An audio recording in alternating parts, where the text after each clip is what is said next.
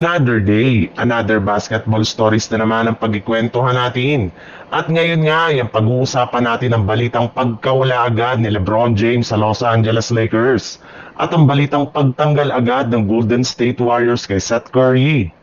Isang araw lamang nga ang nakakalipas matapos ang media day, ay inumpisa na nga agad ng Lakers ang kanilang training camp sa loob ng kanilang pasilidad.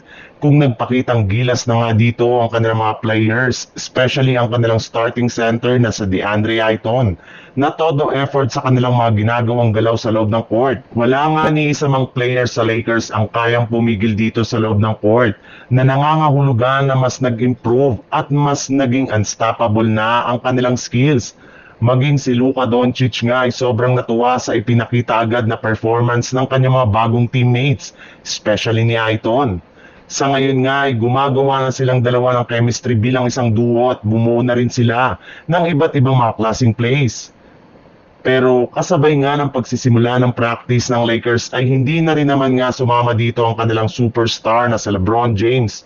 Matapos ibinulgar ni Coach JJ Redick na nagkaroon nga daw ito ng clutch injury na siyang rason bakit di siya naka-attend sa day 1 ng training camp.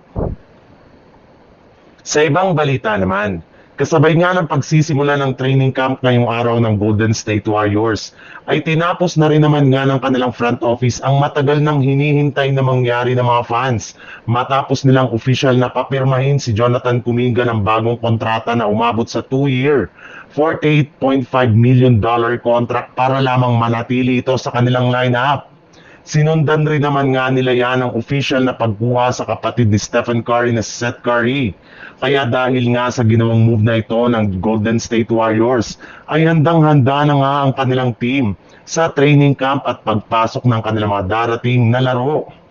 Tuluyan na rin naman nga nila nabuo ang kanilang pinakabagong Splash Brothers na sina Stephen Curry at Seth Curry. Subalit, base nga sa ibinulgar na balita ng isang NBA insider, hindi rin naman nga daw magtatagal ang pagsasama nilang dalawa since training camp contract lang naman nga ang pinapirma nila kay Seth Curry.